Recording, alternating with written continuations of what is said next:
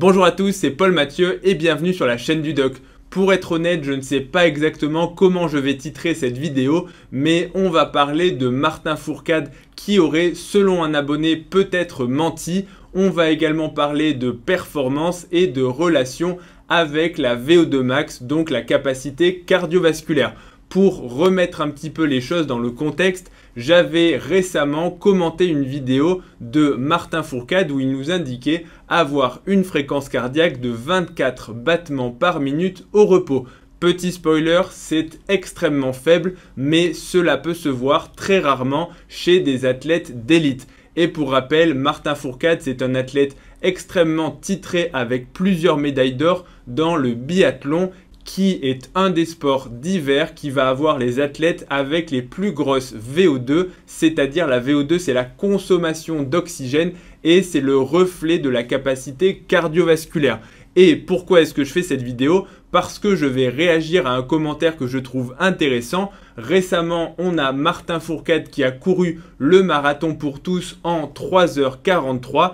Et un des abonnés va nous mettre comme commentaire dans la vidéo auquel je réagis à sa fréquence cardiaque et qui nous dit « Martin Fourcade est un mytho », je ne sais plus exactement le commentaire, mais en gros, Martin Fourcade a tout simplement menti puisqu'il n'a fait que 3h43 au marathon. Sous-entendu, c'est une perf qui est vraiment pas terrible pour un athlète qui est censé avoir une capacité cardiovasculaire hors du commun et surtout une fréquence cardiaque qui va être à 24. Sous-entendu que normalement, quand tu es un coureur et que tu as 24 de fréquence cardiaque au repos, tu es censé pouvoir courir beaucoup plus vite que ça. Donc en gros, il remet fortement en question le fait qu'il ait une fréquence cardiaque de repos aussi basse. Et je trouve que c'est un commentaire qui est intéressant tout simplement parce que ça va permettre de rebondir sur le lien entre la VO2, donc la capacité cardiovasculaire globale, et la performance, et notamment la performance spécifique dans un sport,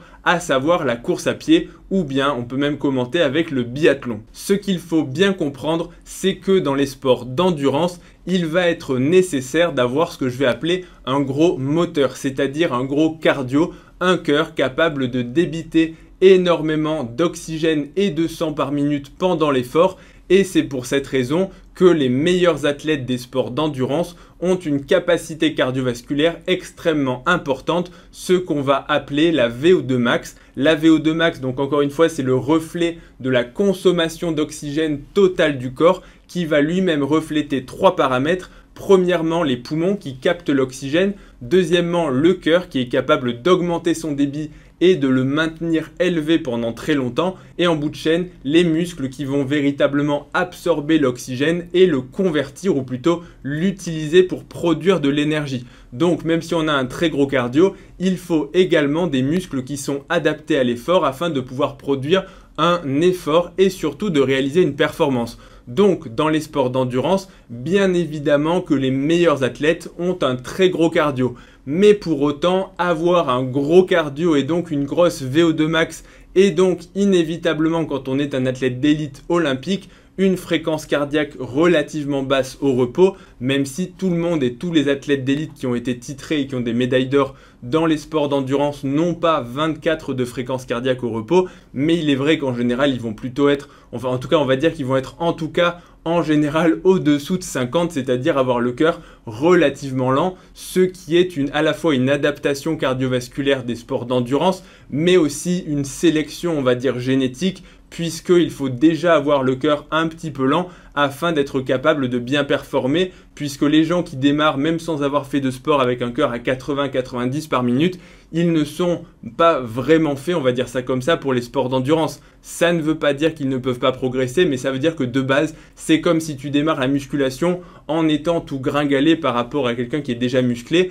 Tu peux bien sûr te muscler, mais tu ne pourras pas espérer bâtir naturellement un physique de Golgoth. Donc il y a des prédispositions génétiques. Donc pour revenir au cardio, bien évidemment qu'avoir un cardio très entraîné, c'est une caractéristique indispensable, mais bien évidemment que dans un sport donné, ça ne suffit pas. Puisque le but d'un sport, ce n'est pas d'avoir un très gros cardio, c'est de faire un effort spécifique, c'est de faire une performance spécifique. En course à pied, vous allez devoir courir sur une distance donnée le plus rapidement possible. En natation, vous allez devoir nager le plus rapidement possible sur une distance spécifique.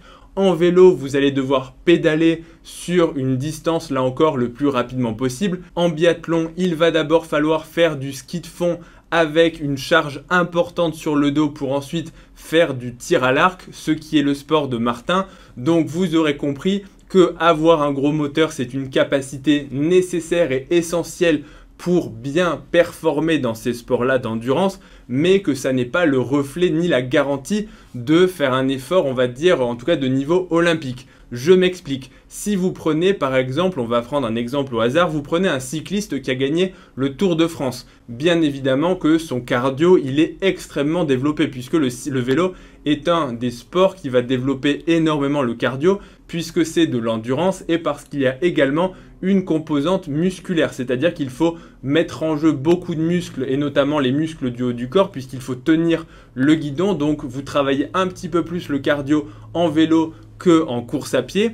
Donc on prend les meilleurs du Tour de France, ils ont un gros cardio, ils ont une grosse VO2. Maintenant, si vous prenez par exemple le meilleur et qu'il n'a jamais fait de course à pied, ou en tout cas qu'il a déjà bien sûr couru un petit peu, mais qu'il ne s'est jamais entraîné spécifiquement, est-ce que si vous le mettez au départ d'un marathon, il va faire une performance digne des meilleurs, par exemple on va dire 2h10 au marathon? La réponse, c'est non, et ce pour plusieurs raisons. Oui, bien évidemment que le fait d'avoir un gros cardio va aider, mais le sport de la course à pied, c'est un sport qui s'apprend. On a beau avoir une grosse endurance, il faut que les muscles de la course à pied soient adaptés, il faut que l'on apprenne à courir relativement vite parce que ça s'apprend. C'est comme dire par exemple, si tu as un gros cardio, tu vas pouvoir faire n'importe quel sport et tenir. Non, si tu ne sais pas nager, tu auras beau avoir un énorme cardio, tu vas couler et surtout tu ne sauras pas coordonner tes mouvements. Donc la course à pied, c'est comme n'importe quel sport, ça s'apprend et une personne comme Martin, s'il n'a pas spécialement couru et enquillé beaucoup de kilomètres, fait du fractionné et développé sa vitesse de pointe, certes, il ne sera peut-être pas essoufflé, mais son rendement énergétique et son efficience sur l'effort de course à pied ne sera pas extraordinaire. Donc en soi, courir un marathon en 3h43 s'il ne s'entraîne pas spécifiquement à la course à pied, je trouve ça un temps totalement honorable. Donc il faut bien décorréler. Alors oui, bien sûr qu'il y a une corrélation entre la VO2 et la performance dans les sports d'endurance, mais bien évidemment également qu'il faut s'entraîner spécifiquement à un sport. C'est comme si tu joues, on va dire, je sais pas à quel sport de balle, si tu joues au handball et que tu te mets à jouer au basketball, alors ce n'est pas le même sport, donc on pourrait dire que oui, tu maîtrises déjà la balle, tu sais dribbler un petit peu, etc. Tu sais manier un ballon, bien sûr que tu pars avec un avantage si tu prends quelqu'un qui n'a jamais joué à aucun sport de ballon, mais par rapport à quelqu'un qui fait du basket, même à un niveau on va dire un peu plus faible régulièrement, tu vas te faire laminer tout simplement parce que chaque sport s'apprend. Donc il y a une partie de général, ce qu'on va appeler la capacité cardio globale, la VO2 max, mais ensuite il faut la transférer spécifiquement sur un sport et sur une technique donnée. Et la deuxième chose dont je voudrais parler, c'est également la morphologie pour chaque sport. Si vous regardez à cardio égal et surtout dans les différents sports, les morphologies des athlètes, vous verrez que les morphologies n'ont rien à voir. Vous prenez les nageurs, ils vont tous avoir un bassin très fin, des épaules très larges et surtout un grand buste avec des énormes, enfin plutôt des bras extrêmement longs et presque quasiment, je vais dire ça en rigolant, mais des mains et des pieds palmés pour pouvoir nager plus vite. A l'inverse, les coureurs vont plutôt avoir une morphologie un peu différente avec des épaules un peu plus fines et des jambes beaucoup plus longues parce qu'il y a l'efficacité, l'efficience de la foulée. C'est comme en musculation, si vous prenez les différents exercices de powerlifting, il va y avoir des morphologies pour être bon au bench press, donc au développé couché, des morphologies avec des très grands bras et des petites jambes on va dire au deadlift et des morphologies au squat avec là aussi des petites jambes pour justement améliorer les leviers. Donc en soi, le fait d'avoir un gros moteur, c'est évidemment un facteur prédictif et un facteur qui dit que si Martin Fourcade s'entraînait spécifiquement au marathon ou en tout cas à la course à pied, il aurait un gros potentiel, mais ça ne veut pas du tout dire que même s'il avait dédié toute sa vie à la course à pied et au marathon, il aurait été dans les meilleurs. Peut-être parce qu'il n'a pas la morphologie pour être dans les meilleurs, peut-être parce que ses jambes ne seraient pas musculairement adaptées à courir, parce qu'encore une fois, il faut renforcer ses tendons, ses articulations, ses ligaments, et tout le monde ne peut pas le faire pour enquiller autant de kilomètres.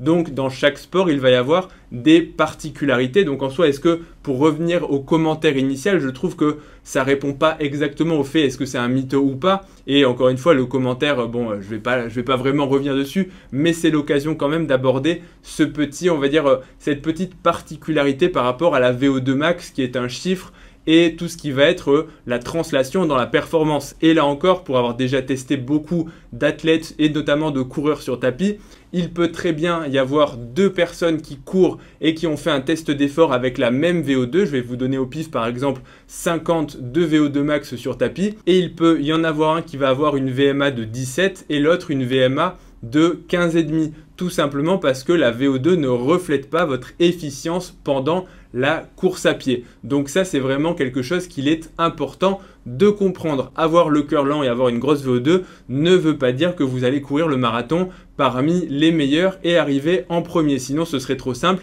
Et sinon, on aurait un seul athlète d'élite qui ferait tous les sports d'endurance, que ça soit la natation, le vélo, la course à pied, la marche rapide, etc. Et vous comprenez bien que ça ne marche pas comme ça. J'espère que cette petite éclaircissement, cette petite explication aura apporté un peu de compréhension entre la translation entre VO2 et performance dans un sport. Si cette vidéo vous a plu, n'hésitez pas à mettre un pouce bleu et à vous abonner à la chaîne pour ne rien rater des prochaines vidéos. Retrouvez-moi également sur Instagram et sur TikTok, ledoc.pm, et n'hésitez pas à me poser vos questions, j'y répondrai peut-être en vidéo. Et je vous dis à bientôt pour la prochaine vidéo. Salut à tous.